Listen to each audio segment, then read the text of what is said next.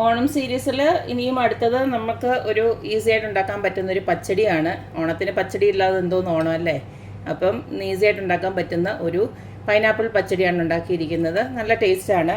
സദ്യ കഴിക്കുമ്പോൾ ഇടയ്ക്ക് ഇച്ചിരി ഒരു മധുരപ്പച്ചടിയൊക്കെ എല്ലാവർക്കും ഇഷ്ടമാണ്. അപ്പം നമുക്ക് ഈ ഒരു മധുരപ്പച്ചടി എങ്ങനെയാണ് ഉണ്ടാക്കുന്നതെന്ന് നോക്കിയിട്ട് വരാം.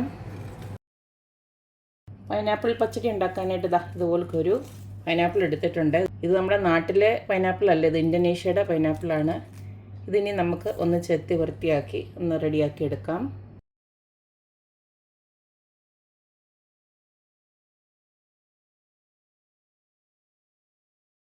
അപ്പോൾ ഇതുപോലെ ഞാൻ കട്ട് ചെയ്തെടുത്തിട്ടുണ്ട്, ഒന്ന് കഴുകി എടുത്തിട്ടുണ്ട്.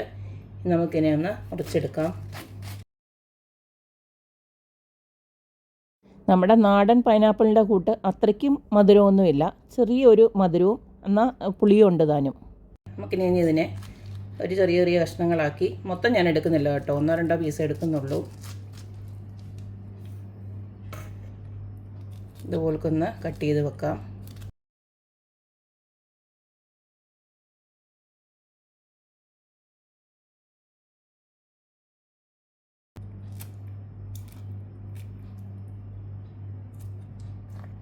ഇത്രയും ഞാൻ എടുക്കുന്നുള്ളൂ.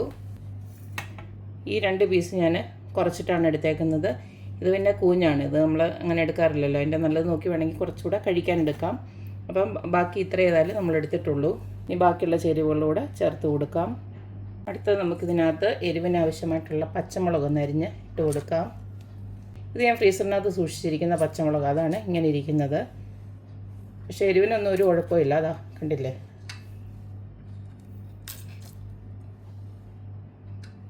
ഒരു 4 പച്ചമുളക് ഞാൻ അരിഞ്ഞിട്ട് കൊടുത്തിട്ടുണ്ട്. ഇതിലേക്ക് നമുക്ക് ആവശ്യത്തിനുള്ള ഉപ്പൊന്ന് ചേർത്ത് കൊടുക്കാം. അപ്പം നമുക്കൊരു 1/2 ടീസ്പൂൺ ഇട്ട് കൊടുക്കാം. പിന്നെ വേണമെങ്കിൽ നമുക്ക് പിന്നീട് ഇച്ചിരി കൂടെ ചേർത്ത് കൊടുക്കാം. അതുപോലെ തന്നെ നമുക്ക് കുറച്ച് മഞ്ഞൾപ്പൊടി ഇട്ട് കൊടുക്കാം. 1/4 ടീസ്പൂൺ ഇട്ട് കൊടുക്കാം. ഇനി വേവാനുള്ള കുറച്ച് വെള്ളം കൂടെ ഒഴിച്ച് നമുക്ക് അടപ്പേ വെച്ചിട്ടൊന്ന് വേവിച്ചെടുക്കാം. ഇതൊന്ന് നകയ്ക്ക് വെള്ളം ഒഴിച്ച് കൊടുത്ത് നമുക്കൊന്ന് വേവിച്ചെടുക്കാം. ഇപ്പോൾ ഞാൻ പൈനാപ്പിൾ തിളപ്പിക്കാൻ വെച്ചിട്ട് ഒരു 5 മിനിറ്റോളം ആയിട്ടുണ്ട്. ഇതൊന്ന് തിളച്ച് കഴിയുമ്പോൾ നമുക്ക് ജസ്റ്റ് ഒന്ന് രുചി നോക്കുന്നുണ്ട്. ഇതിനകത്ത് മധുരം ഉണ്ടോ എന്നുള്ളത് നമുക്കറിയാം. മധുരം തീരെ ഇല്ല എങ്കിൽ നമുക്ക് കുറച്ച് ശർക്കര പൊടി ഒന്ന് ഇട്ട് കൊടുക്കാം.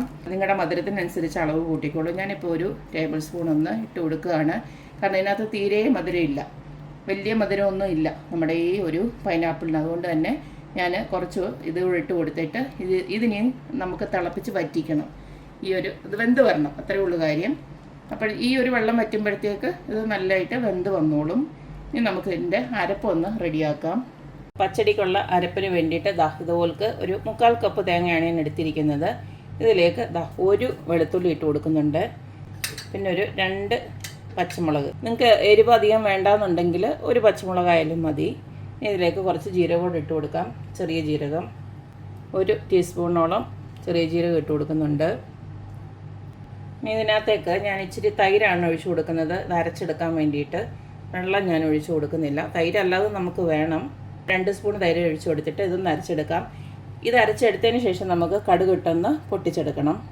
അപ്പോൾ ഇതുപോലൊക്കെ ഞാനൊന്ന് അരച്ചെടുത്തിട്ടുണ്ട്. ഇനി നമുക്കിതിലേക്ക് കുറച്ച് കടുക് കൂടി ഇട്ട് ജസ്റ്റ് ഒന്ന് ക്രഷ് ചെയ്തിങ്ങെടുക്കാം. ഒത്തിരി അങ്ങ് അരഞ്ഞു പോകണ്ട, കടുകിൻ്റെ ഒരു രുചി വേണം. അപ്പോൾ ഒരു ടീസ്പൂണ് കടുക് ഇട്ട് കൊടുക്കുന്നുണ്ട്. പൾസ് മോഡിലിട്ടൊന്ന് അടിച്ചെടുത്താലും മതി. 1-2 തവണ പൾസ് മോഡിലിട്ട് അതുപോലൊക്കെ അടിച്ചെടുത്തിട്ടുണ്ട്. ഇനി നമുക്ക് കുറച്ച് തൈര് കൂടെ റെഡിയാക്കി വെക്കണം. നമ്മൾ ഈ അരപ്പുണ്ടല്ലോ, ആ ഒരു പൈനാപ്പിളിനകത്തോട്ട് ഒഴിച്ചതിന് ശേഷം നമുക്ക് ഇതിനകത്തൊരു നിറച്ച് തൈരൊന്ന് അടിച്ചെടുക്കാം.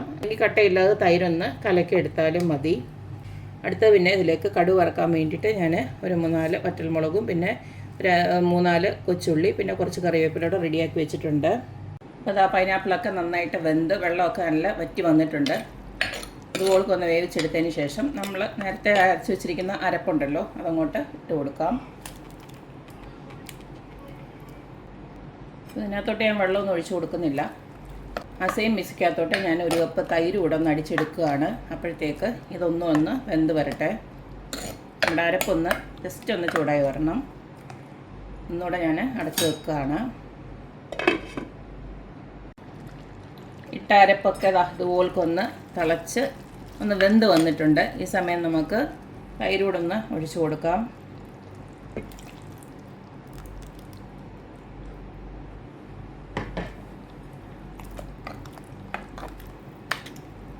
തൈരിപ്പോൾ ഇങ്ങനെ നമ്മൾ ഒഴിച്ചു കൊടുക്കുമ്പോൾ ഇത്തിരി ഒന്ന് നീണ്ടുപോയെങ്കിലും ഒന്ന് തണുത്ത് കഴിയുമ്പോൾ ഇതങ്ങ് കുറുകും. ഞാനൊരു ഇത്തിരി തൈരൂടെ ഒഴിച്ചു കൊടുക്കുന്നുണ്ട്. ബാക്കി തൈരൂടെ ഞാൻ ഒഴിച്ചു കൊടുക്കുകയാണ്. അപ്പോൾ ടോട്ടൽ ഒരു 1.5 കപ്പ് തൈരോളം ഒഴിച്ചു കൊടുത്തിട്ടുണ്ട്. ഈ സമയം നമുക്ക് ഉപ്പുമൊക്കെ ഒന്ന് നോക്കാം. പിന്നെ മധുരത്തിന് നമ്മൾ ഇത്തിരി ശർക്കര ഇട്ട് കൊടുത്തു. ശർക്കരയുടെ അളവൊക്കെ നിങ്ങളുടെ ഇഷ്ടമാണ്. നിങ്ങൾക്കധികം പിന്നെ പൈനാപ്പിൾ പച്ചടി ആകുമ്പോൾ ഇത്തിരി ഒരു മധുരം വേണം, എങ്കിലേ അതിൻ്റെ ഒരു രുചിയുള്ളൂ. ഈ സമയം കൊണ്ട് ഞാൻ കടുക് ഒന്ന് വറുത്ത് വെച്ചിട്ടുണ്ട്. ഇത്തിരി ഒരു വെളിച്ചെണ്ണയിൽ നമ്മൾ എടുത്ത് വെച്ചിരുന്ന എല്ലാം കൂടെ ഒന്ന് ജസ്റ്റ് ഒന്ന് കടുക് വറുത്ത് വെച്ചിട്ടുണ്ട്. അതിൻ്റെ വീഡിയോ ഒന്നും ഞാൻ എടുത്തിട്ടില്ല. തൈര് ഒഴിച്ചതിന് ശേഷം കൂടുതൽ അങ്ങ് തിളപ്പിക്കുകയൊന്നും വേണ്ട. ജസ്റ്റ് ഒന്ന് ചൂടായി കഴിഞ്ഞിട്ട് നമുക്ക് സ്റ്റൗ ഓഫ് ചെയ്യാം. ഈ സമയം കൊണ്ട് അതുപോലെ തന്നെ കടുകും വറുത്ത് വെച്ചിട്ടുണ്ട്. അത് നമുക്ക് ലാസ്റ്റ് ഒഴിച്ചു കൊടുക്കാം. അപ്പോൾ ഇത്രയേ ഉള്ളൂ നമ്മുടെ അടിപൊളിയായിട്ടുള്ള ഓണം സ്പെഷ്യൽ പൈനാപ്പിൾ പച്ചടി ഇവിടെ റെഡി ആയിട്ടുണ്ട്. എല്ലാം പാകത്തിനുണ്ട് കേട്ടോ, നല്ല ടേസ്റ്റുണ്ട്. കാരണം നമ്മൾ കറക്റ്റാണ് ആ ഒരു ഇത്തിരി ശർക്കരയൊക്കെ ഇട്ട് കൊടുത്തപ്പോഴത്തേന് കറക്റ്റ് ഒരു മധുരമുണ്ട്.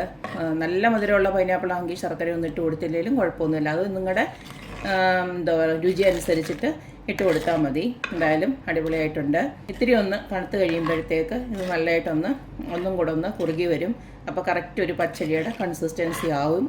അപ്പോൾ ഓണത്തിന് എല്ലാവരും ഇതുപോലൊരു പച്ചടി ഉണ്ടാക്കി നോക്കുക, അഭിപ്രായങ്ങൾ അറിയിക്കുക. അപ്പോൾ എപ്പോഴും പറയുന്ന പോലെ തന്നെ എൻ്റെ റെസിപ്പീസ് ഇഷ്ടമുള്ള എല്ലാവരും please like, share and subscribe. അപ്പോൾ ഇനി ഒരു അടിപൊളി വീഡിയോ ആയിട്ട് വരുന്നവരേക്കും ബൈ.